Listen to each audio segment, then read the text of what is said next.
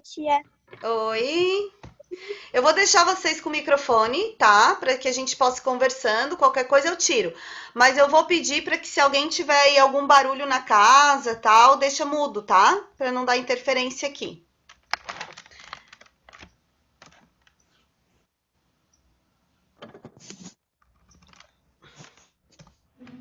Isso. Então tá.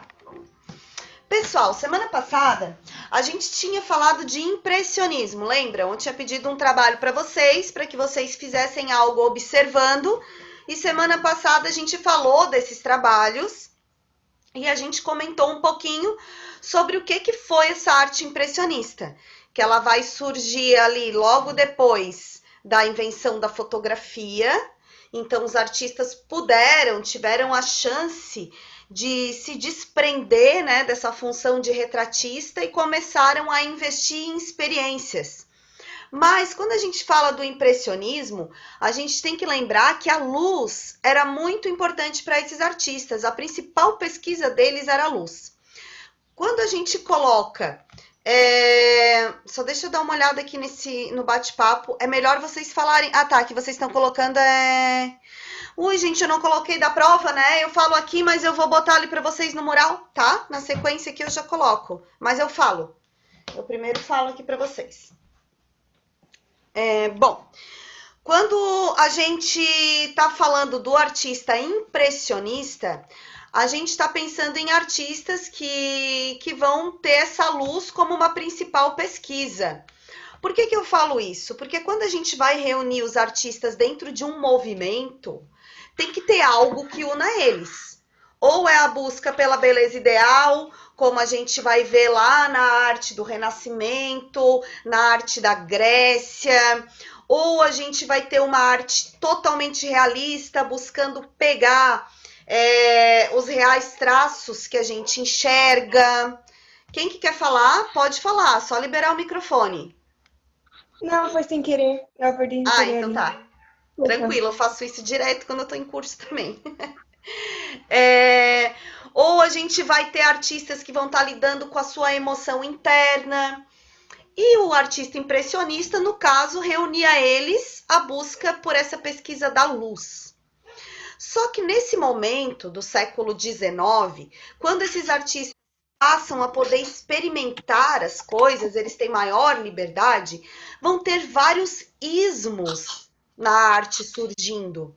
E daí vai ter um grupo de artistas que a arte impressionista não está mais dando conta daquilo que eles querem passar.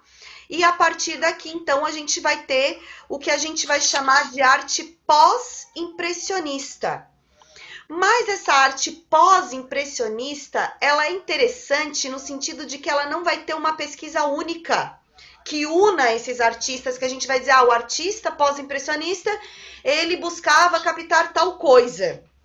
Não tem, porque eles estão assim agora tentando investir em várias buscas pessoais. Então é um momento que eu digo que seria tipo uma janela, uma lacuna entre o impressionismo e o expressionismo. Mas a gente vai ter esse meio que vai estar influenciando tudo que vem depois e que ainda é influenciado bastante por aquilo que estava acontecendo. Eu vou começar a falar para ver se fica mais claro. Ficou dúvida nisso que eu falei? Porque assim, ó, se eu pergunto para vocês o seguinte, qual a principal linha de pesquisa do artista pós-impressionista? Não tem uma única. É isso que eu quero dizer para vocês. A gente vai enxergar vários artistas buscando coisas diferentes e formas diferentes de se fazer arte. Agora, se eu pergunto para vocês, qual a principal linha do artista impressionista? Trabalhar com a pesquisa da luz. As impressões externas dele, aquilo que ele vê que está para fora, principalmente a partir da busca, então, dessa pesquisa da luz, da iluminação. O pós-impressionista não tem uma coisa única, é uma coisa arada. Aí a gente vai falar, então, de um cara muito importante da arte pós-impressionista, que falou isso aqui. Quem diria que a vida podia ser tão triste? Nossa, esse cara que ele teve muita coisa mexendo internamente. Alguém reconhece o autor dessa obra? Van Gogh. Van Gogh.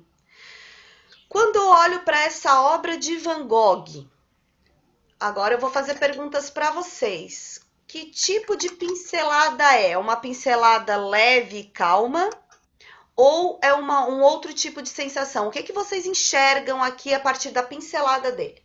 Pinceladas rápidas? Pinceladas rápidas. O que mais? Qual o sentido Fortes, dela? agressivas. Ah, Como? pegou o pincel fortes, agressivas. Pegou o pincel e tacou assim, ó, tal. Isso, força, agressividade. O que mais? O que mais que a gente vê? É uma imagem real, assim, ela é realista? Não. Não. Ela tá demonstrando só o que ele tá vendo? Não. Ela demonstra o que ele sente? Sim. Como que a gente sabe isso? Se a gente olha aqui e diz que ela tá demonstrando o que ele sente é através do quê? Por causa das pinceladas. Pelas cores, pelas pinceladas. Gente, isso que vocês estão fazendo é muito, muito, muito difícil, sabia? Leitura de obra de arte. Vocês estão me dizendo exatamente o que vocês estão vendo. Top! É difícil as pessoas conseguirem olhar e ter toda essa capacidade de enxergar o que o artista está trazendo.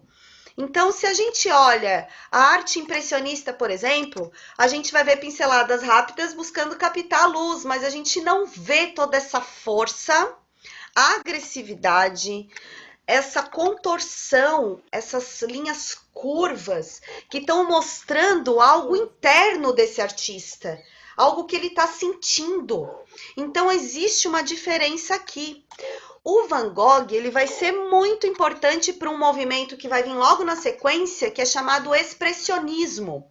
Ele, inclusive, ele tem autores que consideram ele também, muitos, a maioria, consideram ele também um artista que passa do pós para o expressionismo. Então, ele não fica numa linha só. Ele começa suas pesquisas de um jeito e ele acaba em outro movimento.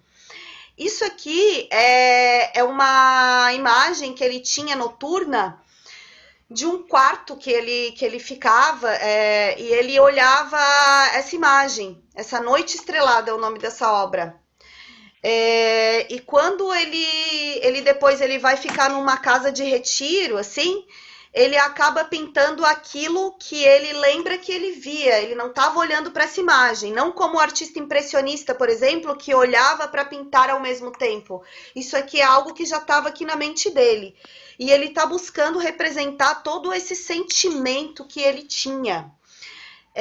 As cores de Van Gogh são cores que a gente percebe que elas vão estar trabalhando com essa questão do emocional também, com contrastes. Ele também está trazendo toda essa questão dos pincéis que ele coloca, toda essa emoção dele na obra. Então, a arte do Van Gogh ela vai ser muito importante para esse movimento que vai chamar expressionismo. Aqui é outra obra dele. A gente tem muitos quadros do Van Gogh e os girassóis, não é um só, tem várias versões que ele pintou.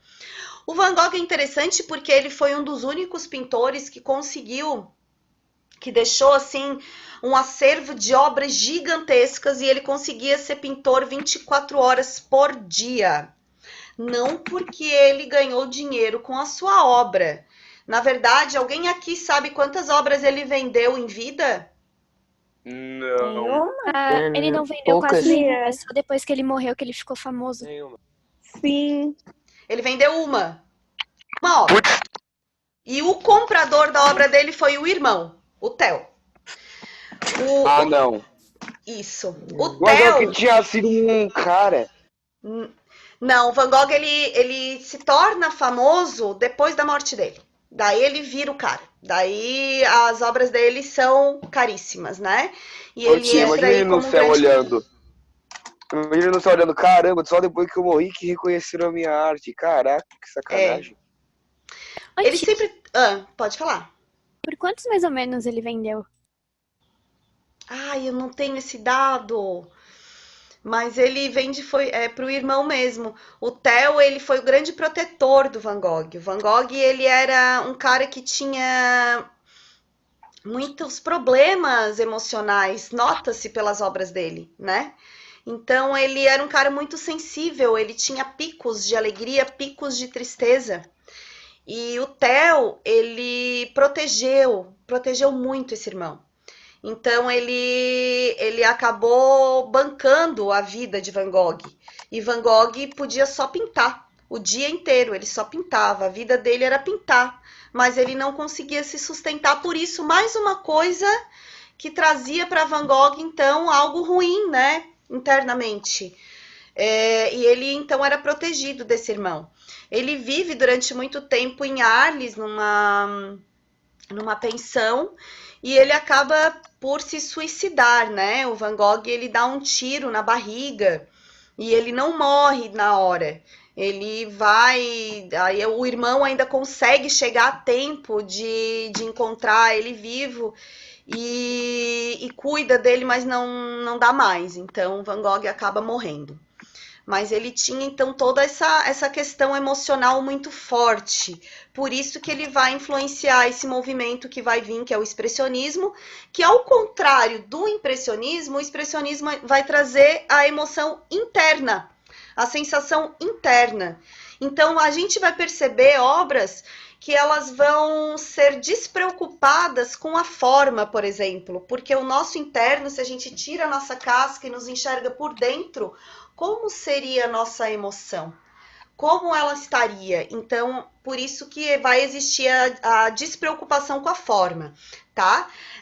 A partir das obras de Van Gogh. Então, olha como ele foi importante para os movimentos que vão vir daqui para frente, né? E daí a gente tem um outro artista que é bem diferente do Van Gogh nesse sentido, que é o Cézanne, que também foi um artista pós-impressionista. Só que o Cézanne não vai influenciar o expressionismo, ele vai influenciar o cubismo. Então, estão percebendo que nesse momento pós-impressionismo, a gente está tendo artistas que trabalham com coisas muito variadas. Um estava pesquisando a sua emoção interna, o outro, como Cézanne, está pesquisando volume, formas. Então, o impressionismo que está tentando trazer aquilo que ele enxerga de uma maneira rápida, buscando a luz.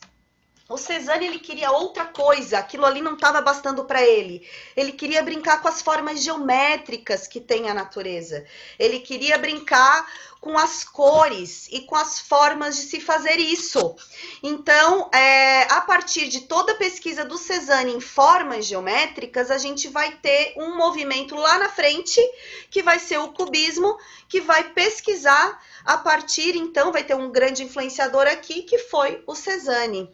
Então, tanto Van Gogh quanto Cézanne estão no mesmo momento, pós-impressionismo.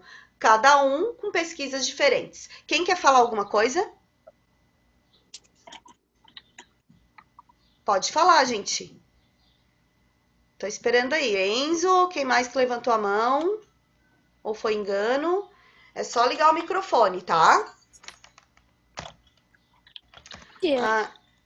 Bom, se a gente olha ali, ó, pega lá a apostila na página 274, eu acabei não trazendo uma imagem aqui, mas não tem problema, vocês olham. Lá em cima tem uma imagem do Georges Seurat, que é de neo-impressionismo. Vocês estão vendo ali? Que é uma tarde de domingo na Ilha Grande Jatte. Localizaram a imagem? Sim. Ali. Esse quadro aqui, ele também ele não é classificado como um pós-impressionismo, mas ele é depois do impressionismo também. Ele vai ser um neo-impressionista. Então, assim, a gente pode dizer que é pós-impressionista? Pode, ele tá ali logo depois do impressionismo, mas o neo-impressionismo, ele vai ter uma característica que vai unir esses artistas no neo-impressionismo. O neo-impressionismo é a mesma coisa igual a pontilhismo, tá? Essa obra que vocês estão vendo aqui, ela é uma obra grande, de 2 metros, olha lá, ó, 207 centímetros por 308 centímetros. 2 metros por 3 aqui, né? E a gente tá tendo aqui, então, uma obra que ela é toda pintada com pontinhos. Por isso que é pontilhismo. O que a gente vê é porque aqui é uma imagem, mas se a gente fosse ver essa obra ao vivo, se chegasse perto dela, a gente não veria essas formas, porque ele já vai trazer essa questão da ilusão de ótica, do nosso olho formar as cores que a gente está vendo de mistura. Então, aqui eles utilizam cor pura, totalmente pura, eles não misturam nada. Então, eles vão pegar a cor direto e vão colocar milhares de pontinhos um do lado do outro, pegam outra cor e colocam milhares de pontinhos um do lado do outro, colocam esses pontinhos entre as outras cores e quando a gente afasta, a gente enxerga essa cor que se mistura e que cria outra e as imagens. Esse movimento é pontilhismo. Esse aqui, esses artistas, eles não mais vão conseguir pintar na rua, porque o pontilhismo é uma obra que vai demorar muito, então é dentro do ateliê. É uma obra que eles vão estar trazendo... Eles vão trazer... Pode falar. A obra do Van Gogh foi por 400 francos. 400 francos? É. Tem que botar para o real para a gente saber quanto é que isso custa. Então... Como? Obrigado. Não entendi. Falou muito longe. Bom, então...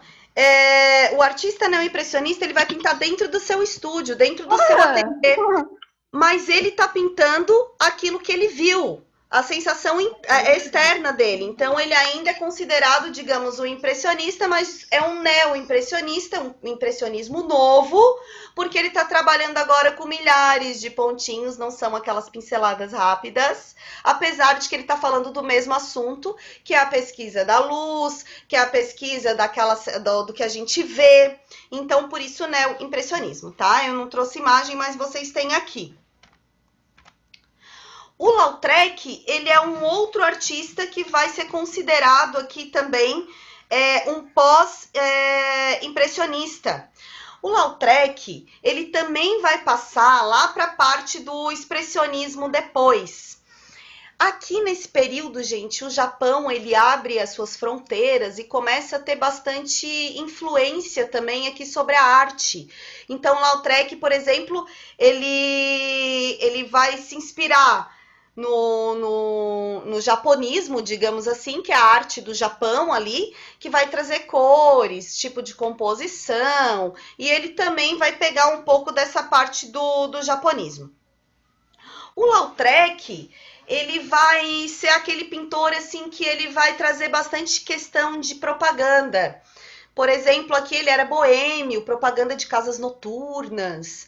E ele vai fazer, então, essa questão da litogravura, que vai conseguir fazer cartazes, reprodução de cartazes iguais, né?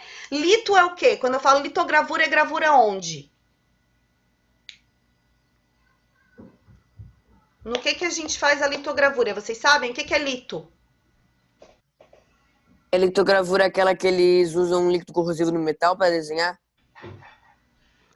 Aquela é a heliogravura, Ah, que vai ter o contato da luz. A lito é na pedra, tá? Litogravura vai ser na pedra, mas também vai se utilizar. Aí eles vão fazer, tipo, entalhar a pedra, né? Colocar materiais gordurosos, não sei se é isso que tu tá querendo dizer. Eles colocam tipo uma gordura, porque eles não vão conseguir fazer os desenhos como na madeira entalhando, né? Desculpa quando eu falei entalhar. que era na época de medieval que eles usavam um líquido muito corrosivo para ir desenhando por cima do metal. Tipo, ele botava correr um metal e fazer um desenho. Esse aqui, no caso, da litogravura não é corrosivo. Ele é um material gorduroso. Tintas gordurosas, eles passam ali para fazer o desenho. Aquilo ali, ele vai entrar em contato, ele vai ter ali um... E depois, aí sim. Aí depois disso, eles vão botar tipo um ácido. Eu acho que é isso que você está querendo falar. Aí vai botar tipo um ácido que vai entrar em contato com essas tintas gordurosas aí também e vai fazer a questão da chapa. E pode ser uma chapa também. Eu acho que sim, acho que tá falando da mesma coisa que eu. Eles colocam um líquido ácido, vai corroer, vai transformar num desenho, vão botar uma camada de tinta, uma tinta gordurosa, depois eles botam o cartaz, puxam o cartaz e o desenho que foi feito antes está ali. É isso que tu queria dizer, Gustavo? Que é um material corrosivo, né? Um ácido que coloca ali. É isso aí, tá certinho. Então, o Lautrec, ele fez, essa era uma forma de fazer, tipo, vários cartazes iguais. Porque daí eles tinham ali já o desenho impresso, né, na pedra. Impresso, corroído na pedra, já tava ali. Eles só colocavam essas tintas, colocava e tirava. E esse aqui é um pintor também pós-impressionista. Então, olhem que como teve pesquisas tão diferentes no mesmo momento, né? Ó, isso aqui é uma litogravura. Ô, tia, Oi, achei quantos foi vendido por conta. quanto que fica? Ficou 2.264. Nossa, 2000? Foi barato. 264. Mas isso foi na época, né? Que ele vendeu pro irmão, né? Então, na época, foi um valor bom, certo, para ele. E aqui a gente tem outro pintor, que é o Gauguin. O Gauguin foi amigo de Picasso. Inclusive, tem uma história que envolve aí a retirada da orelha do Picasso, desculpa, do Van Gogh. Tem a retirada da orelha do Van Gogh, né? Que é verdade, Van Gogh cortou uma orelha para poder... ele ficou com raiva. Então, tem versões diferentes dessa história. Tem um filme na Netflix que eu até vou indicar para vocês verem nesse período que a gente vai ter recesso. É bem interessante vocês verem um filme que chama Van Gogh. Alguém já viu? Não. É bem Eu já legal. A comecei a Só vi o estética... início. Eu já vi Então, inteiro com a minha foguete. é um filme que ele chega a dar uma agonia às vezes no olho, porque ele são pinturas do Van Gogh. Sim. Ele é todo feito em pintura. Os artistas se reuniram e Até eu pintaram já ouvi falar o desse. cenário a partir dos quadros dele. E daí parece assim que o quadro se mexe, mas é uma estética de cinema, ele é atual, tá? Ele é um filme que não é antigo, mas ele é uma estética que ele vai trazer outro tipo de filme, outro tipo de cinema, outro tipo de produção. Vale a pena para conhecer uma produção diferente e vale a pena para ver a história do Van Gogh. É bem legal o filme, tá? Eu indicaria. Mas ali conta uma versão da história que eu tinha conhecido diferente. Ali ele tira a orelha porque ele fica brabo lá com são garotas de programa, alguma coisa assim. E aqui, na história que eu conhecia, ele tem uma discussão muito grande com o Gauguin, que é esse pintor dessa obra aqui, e ele acaba dando pro Gauguin, apresentei o amigo com a orelha. Essa é a história que eu conhecia, mas tem mais versões da história. Eu vi uma que, na verdade, ele foi dar um soco nele, mas tava usando o anel, acabou cortando. Então, a gente tem várias versões dessa retirada da orelha. O fato é, ele tirou, ele cortou. Que ele cortou, ele cortou. Ele tirou esse pedaço aqui da orelha, na verdade. Ele tirou, cortou, né? Só esse pedaço. Isso. Não chegou a cortar a orelha inteira, só um pedaço. Isso. Ô, tia, Oi. também teve a versão na qual ele deu pra namorada dele, atual que ele tava. Então, essa aí, mas elas estavam numa casa, assim, eu não lembro direito dessa parte do filme, mas era uma mulher, envolvendo uma mulher, essa versão aí, eu acho que não é essa aí. Agora, eu não sei qual que é a verdadeira, eu não sei, até então eu conhecia que ele tinha dado pro Gauguin. O Gauguin é esse pintor aqui, que ele também vai ser um pintor pós-impressionista, e ele vai estar brincando aqui com a luz, com as cores, composição, a cor dele, ela não é nada real, né? Ele vai brincar com essas cores. Ele faz composições que ele divide a obra em dois momentos diferentes. Então, por exemplo, esse tronco aqui dele está dividindo dois momentos, né? Esse momento mais espiritual, esse momento da cidade. Aqui a gente tem que ele divide, esse tronco tá dividindo bem uma cena no plano espiritual, que é a briga do anjo ali, né? E aqui a gente vai ter a cena real, do mundo real, que ele coloca até uma vaca para cá. Então, se a gente for fazer a leitura dessa obra, Isso seria uma das coisas que a gente iria abordar, a divisão de mundos que ele coloca aqui. Então, o Gauguin, ó, ele não está trazendo cores reais, ele está numa pesquisa de cor aqui. Ele também vai ser influenciado pelo japonismo, tão influenciado que acaba se mudando para o Tahiti. E então ele busca essas cores que eram trazidas pelas obras do Japão, tipo de composição, tipo de traçado, e daí ele faz isso aqui. Bom, gente, a gente vai ter depois o expressionismo, só que isso eu não vou chegar com vocês hoje, eu quero chegar aqui, ó. Ah, tá, só vou mostrar aqui, ó. Olha o que o Van Gogh influencia, o tipo de movimento que ele influencia. Expressionismo. Estão vendo essas pinceladas? Estão vendo trazer essa sensação interna? Esse aqui é do Mink, né? O Grito, que é uma das obras ícones aí do expressionismo. Um dia a gente fala do expressionismo, mas eu só estou mostrando para vocês fazerem a relação com essa obra de Van Gogh. Eu quero perguntar para vocês, ficou alguma dúvida? Ah, eu quero chegar aqui, ó. Peraí. Esse conteúdo cai na prova? Esse aqui não. A nossa prova vai até impressionismo. Peraí que eu já vou falar disso agora. Deixa eu pegar a outra apostila para ter os módulos certos.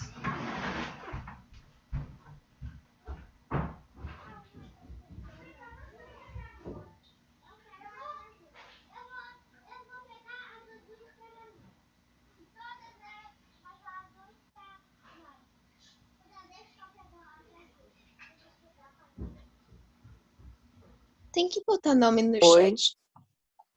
Sei lá. Não sei, Alguém mas eu jogou coloquei. Dungeon? Bom, pessoal, O nome aparece teu ali. eu já vou falar do conteúdo da prova, só deixa eu terminar isso aqui para não ficar perdido no meio do nada, tá? Então, assim, ó, olhem essa obra. Isso aqui é o Quarto em Arles de Van Gogh. É uma das obras dele também, uma das mais famosas. Então, o Van Gogh, essa obra, a gente consegue perceber muito da bagunça interna dele. Por quê? Primeiro que ele era solteiro. E ele coloca uma cama com 2 travesseiros, ele coloca uma mesa com 2 cadeiras, e ele coloca de um jeito, então, mostrando essa sensação de solidão. O quarto dele, vocês percebem que também está trazendo essa bagunça interna através das pinceladas e dessa questão distorcida. Então, a gente consegue perceber bastante coisa de Van Gogh a partir do quarto que ele pinta.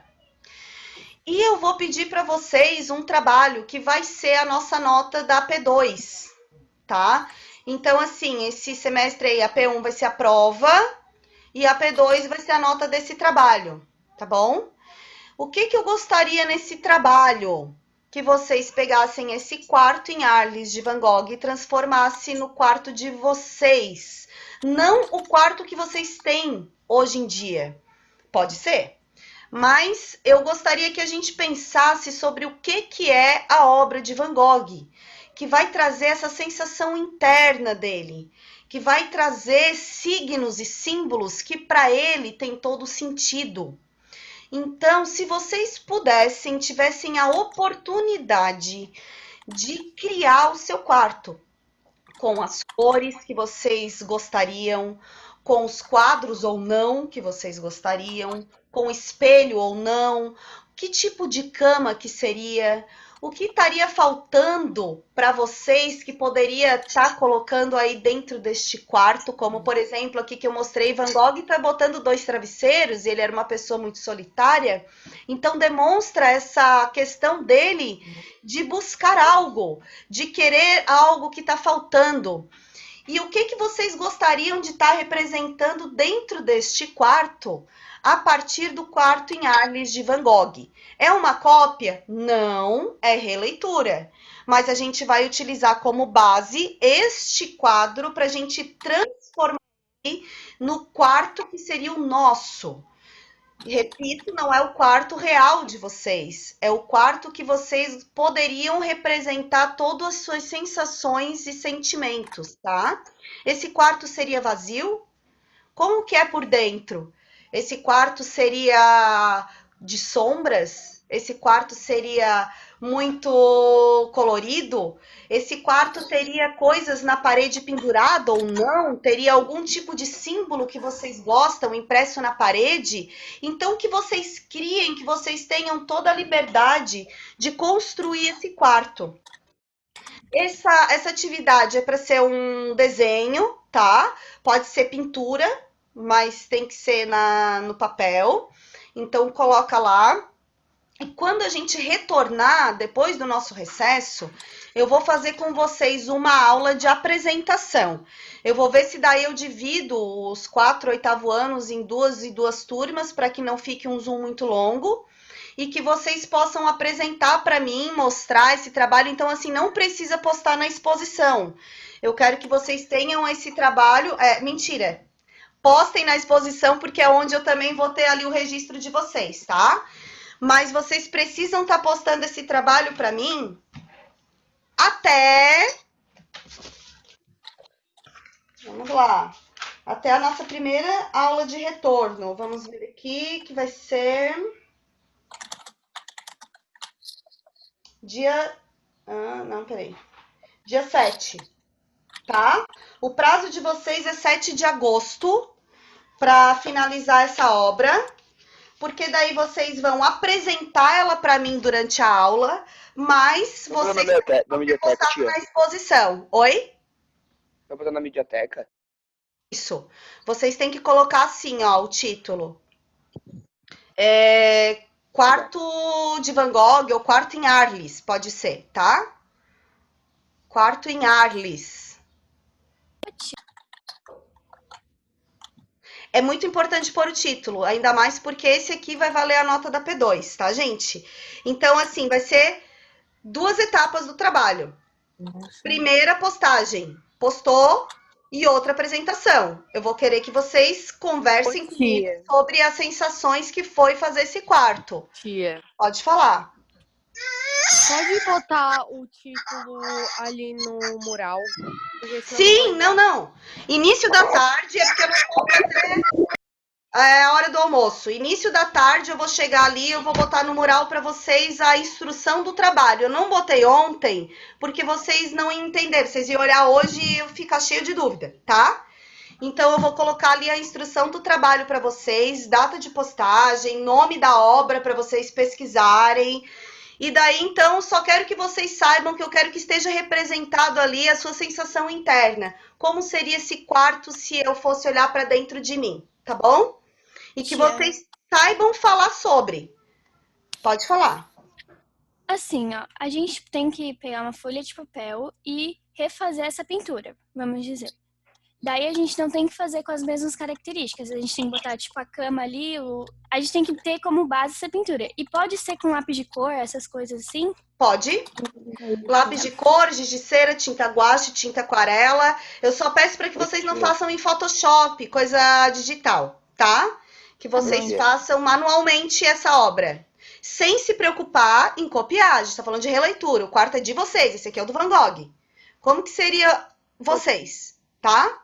Pensando nesse sentido. Mas eu boto as instruções todas ali agora. Então, assim, vamos falar agora do assunto da prova ou alguém tem alguma dúvida? Ô tia, Oi, pode colocar a TV, qualquer objeto que você quiser, né? tudo. Não tem Ok. censura, tá? Mas desde que tia. vocês busquem a inspiração a partir do olhar interno, que é o que o Van Gogh representa pra gente. Ele mostra pra gente não o real. Ele mostra o real internamente, não externo. Tá? Não pensem só na estética, decoração. Ai, como ficaria bonitinho. Não é esse o nosso objetivo. O nosso objetivo é como seria o meu quarto se eu conseguisse tirar a minha casca externa? Como seria esse lugar? Para mim seria o meu lugar, tá?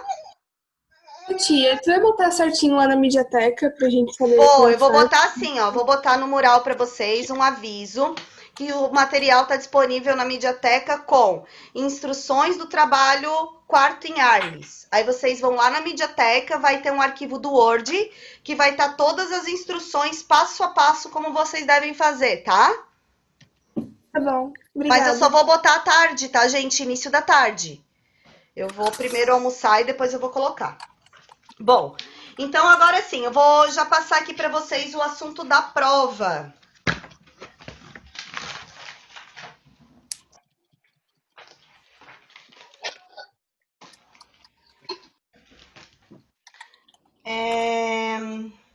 A gente vai falar lá da apostila.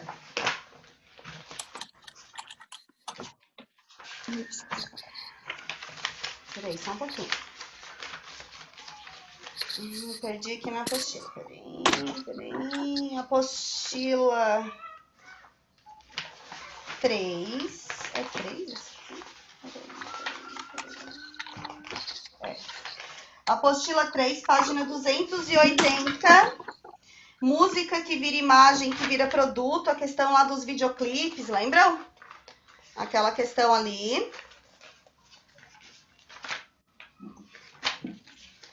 Depois a gente vai ter lá na apostila 4.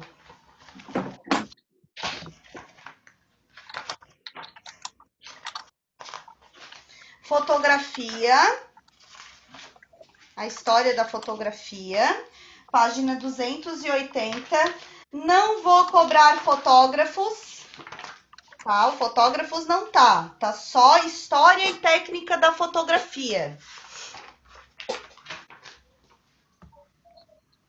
Deixa eu parar de compartilhar essa tela aqui.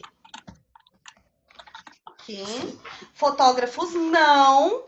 E depois a gente pula direto para essa questão da vida e a tinta na pintura, só que vocês vão pensar só no impressionismo. A aula de hoje não, tá?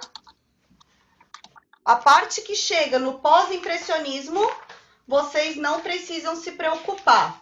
E agora, só para finalizar a nossa aula, eu vou fazer com vocês o exercício aqui de aplicação do impressionismo, só para que vocês tenham para estudo, tá?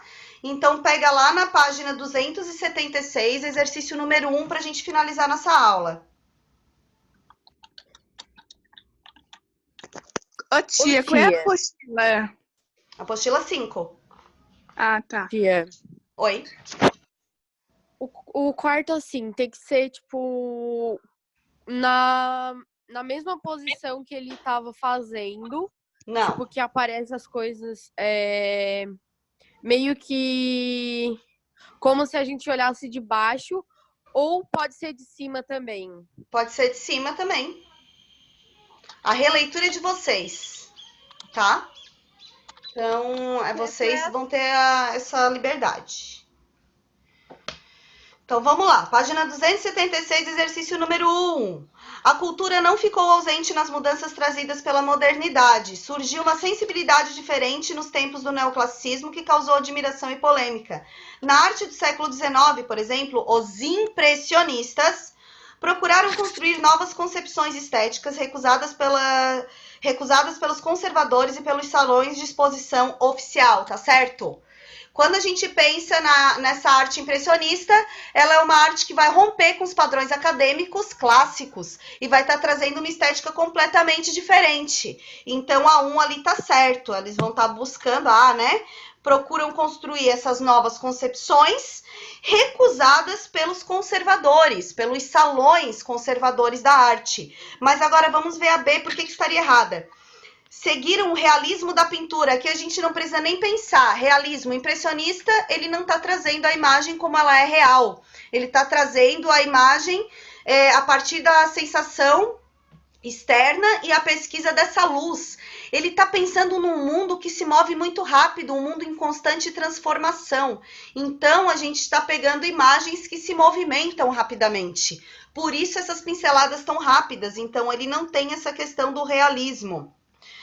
C. Firmaram uma ruptura com os padrões tradicionais, estaria certo, mas foram bem aceitos pelos críticos franceses. Não, esse movimento não foi bem aceito pela Academia de Arte. Inclusive, o nome impressionismo foi dado por um crítico que estava falando que esse movimento ele era pior do que um papel de parede, essa pintura. Era só uma impressão de algo, não era algo. Então, esse nome foi dado de forma negativa. Os salões não aceitaram o impressionismo facilmente. D. Negaram o uso das técnicas atualizadas, retomando padrões renascentistas. Gente, como? Eles buscavam coisas novas, eles não estão buscando os padrões antigos, então já não precisa nem ler. E. Tiveram em Mani seu representante principal, o qual foi muito elogiado na época pela sua ousadia. Mani, sim, foi um representante, um dos grandes representantes, mas o principal eu diria Monet, mas tudo bem. Mas o que deixou essa questão realmente errada é quando fala que ele foi muito elogiado. Artistas impressionistas na época não foram muito elogiados pelos padrões da arte. Então, o gabarito correto da 1 é a letra A. E a 4? Em busca de maior naturalismo em suas obras e fundamentando-se em novo conceito estético, Monet, Degas, Renoir, todos artistas impressionistas aqui, tá? Passaram a explorar novas formas de composição artística que resultaram no estilo impressionista. Observadores atentos da natureza, esses artistas passaram a retratar em suas obras as cores que idealizavam de acordo com o reflexo da luz solar nos objetos. Isso não era idealizado, era o que eles viam, eles não estavam idealizando nada, eles botavam o que eles viam. Usar mais a cor preta, fazendo contornos nítidos, primeiro que não tem contorno. Aqui é uma grande característica da obra impressionista é a ausência de contorno. São pinceladas rápidas, são pinceladas que estão buscando retratar esse mundo em movimento e não tem contorno. Então tá errada também. Usar pinceladas rápidas, C. Retratar paisagens em diferentes horas do dia, estaria certo. Recriando em suas telas as imagens por eles idealizadas. De novo a palavra idealizada aqui, babou. Letra D. Usar pinceladas rápidas de cores puras e dissociadas diretamente na tela, sem misturá-las antes na paleta. Perfeito! Tinha algum tipo de mistura? Poderia ter, mas era muito pouco. Eles buscavam usar essas cores puras mesmo, o que foi já também algo que super influenciou o neo-impressionista, que vai trazer isso mais ainda, com maior rigidez. Então, a letra D estaria correta. E a E? Usar as sombras em tons de cinza e preto com efeitos esfumaçados, tal como eram realizadas no Renascimento. Nossa, ela está totalmente errada. Não são obras escuras e eles não estão buscando, então, trazer o que foi a arte clássica. Gente, essa aqui, então, seria as questões aqui para vocês estarem estudando. Tem lá a parte também do para conferir, mas isso aqui tá super tranquilo.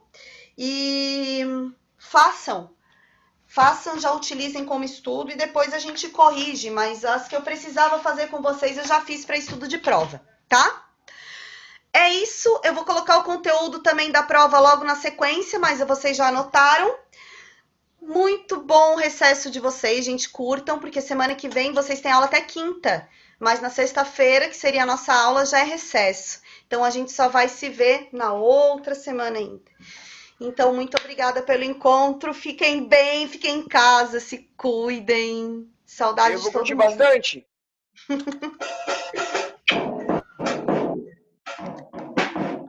Tchau.